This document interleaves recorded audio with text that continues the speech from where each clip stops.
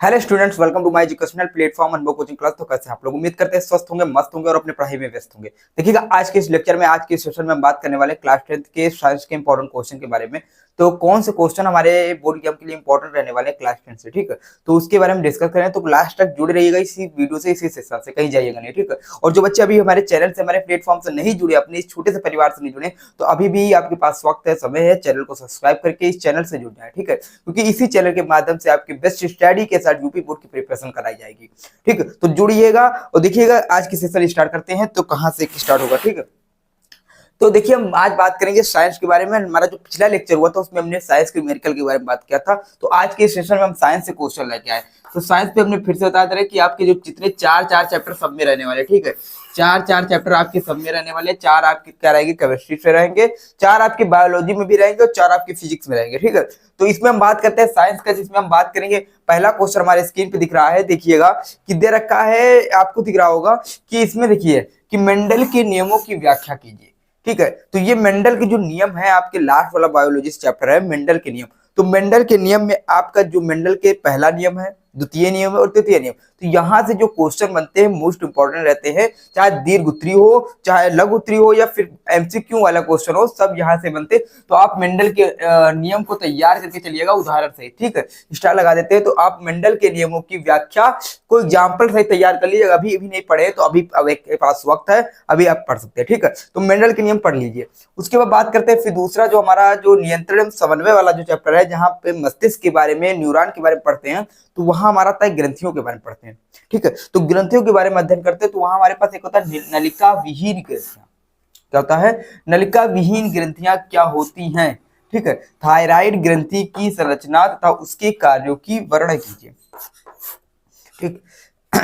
तो ये जो क्वेश्चन है, ये क्वेश्चन इंपॉर्टेंट है कि हमारे पास क्या दे रखा है कि जो नलिका विहीन ग्रंथियां क्या होती हैं, ठीक है। उसके बाद हमको क्या करना, थायराइड ग्रंथि की संरचना तथा उसके कार्यों का वर्णन करना है, ठीक है। तो इस तरह के क्वेश्चन आते हैं। यानी थायराइड ग्रंथि क्या हो, थायराइड ग्रंथि की कमी से कौन सा रोग होता है, थायराक्साइन, ठीक, जो गले में पाया जाता है ग्रंथि, ठीक, वहां पे, ठीक है। तो ये वाला क्वेश्चन है, नलिका विहीन ग्रंथियां क्या होती है, थायराइड ग्रंथि की संरचना तथा उसके कार्यों की वर्णन कीजिए। उसके बाद तीसरा क्वेश्चन हमारे स्क्रीन दिख रहा होगा, देखिएगा कि तंत्रिका कोशिका का नामांकित चिन्ह। ये अभी बताया था, जो ये आपका नियंत्रण और समन्वय वाला चैप्टर, पहला चैप्टर आपका जैव प्रक्रम होता है, ठीक है। पहला चैप्टर आपका क्या है, जैव प्रक्रम, और दूसरा चैप्टर आपका क्या है, नियंत्रण एवं समन्वय, नियंत्रण एवं समन्वय, ठीक। पहला चैप्टर आपका जैव प्रक्रम, दूसरा नियंत्रण एवं समन्वय, तीसरा आपका क्या है भैया, वही जीव जन्म कैसे करते हैं, और चौथा आपका क्या है, आनुवंशिकता वाला चैप्टर। चार चैप्टर आपकी बायोलॉजी के। तो तंत्रिका कोशिका क्या है, नामांकित चित्र बनाना है, जिसे न्यूरॉन भी कहते हैं। न्यूरॉन और नेफ्रॉन में कभी कंफ्यूजन मत लाइएगा। न्यूरॉन जो होता है वो आपका तंत्रिका तंत्र होता है, ठीक है, जो दूसरे वाले चैप्टर, बायोलॉजी के दूसरे चैप्टर में है, ठीक है। और जो नेफ्रॉन होता है, नेफ्रॉन आपका क्या होता है, वो अलग होता है, ठीक, उत्सर्जन से रिलेटेड है। अब देखिए लैंगिक तथा अलैंगिक जनन में अंतर क्या है, इसको तैयार कर लीजिए, ठीक है। तो यहाँ से इंपॉर्टेंट कुछ डायग्राम हम बता दे रहे हैं, डायग्राम आप तैयार कर लीजिए। जैसे पहले चैप्टर में हम बात करते हैं, ठीक, एक मिनट के लिए मिटा दे रहे हैं, इसको मिटा देते, क्वेश्चन आपको देख लिया होगा।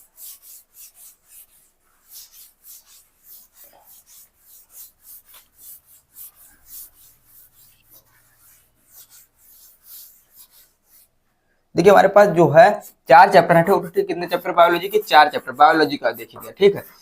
तो चार चैप्टर है बायोलॉजी में। पहला चैप्टर आपका क्या है, जैव प्रक्रम, क्या है, जैव प्रक्रम, ठीक। तो पहला चैप्टर हमारे पास जैव प्रक्रम है। जैव प्रक्रम में आपको तैयार करना जो डायग्राम है, वो पहला आहार नाल है। अगर अभी भी आपके पास आहार नाल नहीं तैयार, तो तैयार करिए अच्छे से।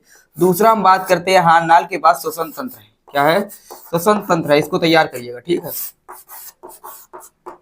ये वाला डायग्राम। उसके बाद तीसरा डायग्राम हमारे पास मानव हृदय,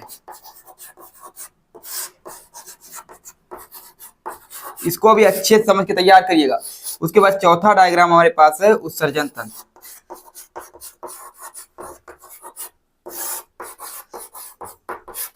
तो मैं उम्मीद करता हूँ ये चारों डायग्राम आपको तैयार होंगे। देखिए आहार नाल में हम बात करते हैं पोषण के बारे में, किससे पढ़ते हैं, किसको पढ़ते हैं, पोषण के बारे में, ठीक। आहार नाल का अगर डायग्राम तैयार है, तो पोषण से रिलेटेड अगर कोई क्वेश्चन बनेगा तो आहार नाल आप कर सकते हैं। और पोषण से रिलेटेड एक और आता है जिसमें पौधों में पोषण होता है, तो प्रकाश संश्लेषण जो स्वपोषी होता है, तो इसके हमको प्रकाश संश्लेषण टॉपिक भी तैयार करके चलना है, ठीक है। प्रकाश संश्लेषण। तो प्रकाश संश्लेषण आपको तैयार करना है, जिसमें आपको क्या होगा, पत्तियां बने रहेंगी, ठीक है। ठीक, इस प्रकार पत्तियां बनी रहेंगी, ऊपर एक सूर बना करके आपको प्रकाश दिखाना और यहाँ पर रिएक्शन लिखना, ठीक है। इस पर कर सकते हैं। तो मैं उम्मीद करता हूँ इसमें आपको जो स्वतंत्र तंत्र है, इसमें आपको क्या करना है, ठीक। तो इसमें आपको शोषण के बारे में पढ़ना है, उसके बाद इसमें आपको क्या करना है, शोषण के बारे में, ठीक। इसमें आपको मानव हृदय में आपको पढ़ना है क्या है, परिवहन के बारे में, यानी ब्लड का जो आपका जो परिवहन होता है किस प्रकार होता है, कहाँ, ठीक।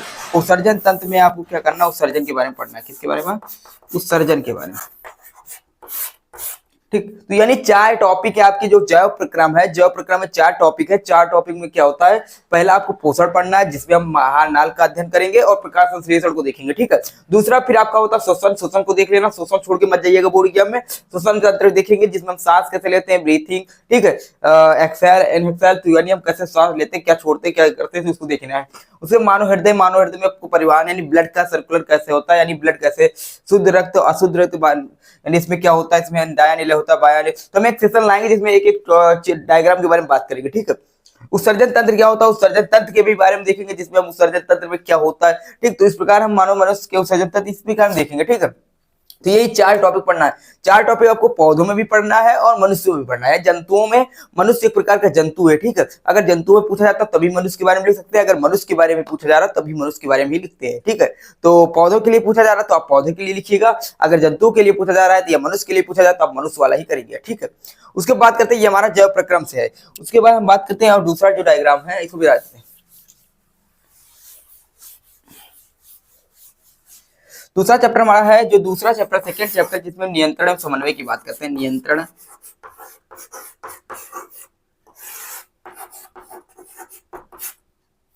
एवं समन्वय, ठीक।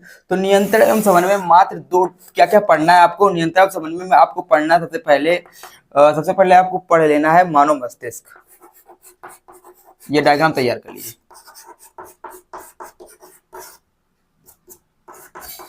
देख लीजिए, मस्तिष्क,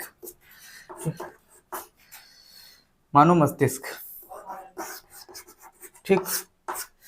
उसके बाद आपको क्या करना है, मानव मस्तिष्क हो गया, उसके बाद क्या है आपको तैयार करना है मानव मस्तिष्क न्यूरॉन, ठीक। यानी ह्यूमन ब्रेन जिसे कहते हैं, ब्रेन, ठीक।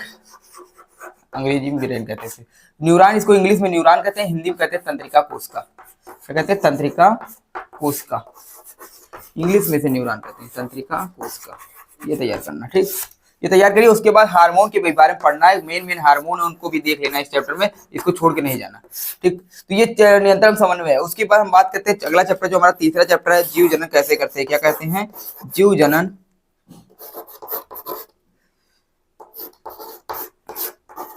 कैसे करते हैं। जीव जनन कैसे करते हैं, ये वाला चैप्टर है। इसमें हमको क्या करना है, तो इसमें भी हम देख लेते हैं। इसमें आपको क्या करना है, इसमें आपको नर जनन तंत्र,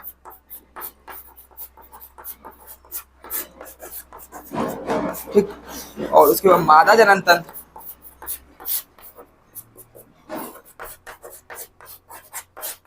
तैयार करना, ठीक। तो नर जनन तंत्र, मादा जनन तंत्र, उसके बाद है स्वपोषी पोषण। इस तो इंपॉर्टेंट जो डायग्राम बता रहे हो, डायग्राम इंपॉर्टेंट, ठीक है। यानी आपके डायग्राम इतने में से ही पूछे जाएंगे, लॉन्ग आंसर में कहीं से नहीं पूछे, पहले चैप्टर से डायग्राम बनने वाले, ठीक है। तो आनुवंशिकता में आपको मेंडल के 3 नियम है, उन नियम को तैयार करिए। उससे रिलेटेड आपको गुणधर्म है, गुणसूत्र वाले जो है कॉन्सेप्ट, उसको तैयार करिए। हम लाने का प्रयास करेंगे, आपको सेशन लाते रहेंगे, ठीक है, बीच बीच में। तो इंपॉर्टेंट क्वेश्चन कराते रहेंगे, बस आप लोग जुड़ना मत भूलिए हमारे, बस आप लोग जुड़े रहिए हमारे प्लेटफॉर्म से, ठीक है। तो फिर मिलते हैं अगले वीडियो के साथ, अगले सेशन के साथ। मैं उम्मीद करता हूँ इतना आपको समझ में आएगा, इतना आपको तैयार होगा। अगर नहीं तैयार तो अभी भी तैयार कर सकते हैं, ठीक। तो बता रहा हूँ कि जो भी आपको मतलब दिक्कत हो रही है जिस टॉपिक में, आप बताइए, कमेंट करिएगा, उस टॉपिक को लाने का प्रयास करेंगे। हम आपके लिए बेस्ट से बेस्ट लाने का प्रयास करते रहते हैं। बस आपके पास धीरे धीरे आपके पास बेस्ट से बेस्ट आता रहेगा, कोई दिक्कत नहीं, बस आपका प्यार सपोर्ट बनता चले जाइए, ठीक है। धीरे धीरे आपका जो क्वालिटी है ये भी चेंज होगा, जिस प्रकार आपके प्यार और सपोर्ट बढ़ता रहेगा। फिर मिलते हैं वीडियो के साथ, अगले सेशन के साथ। जय हिंद, जय भारत।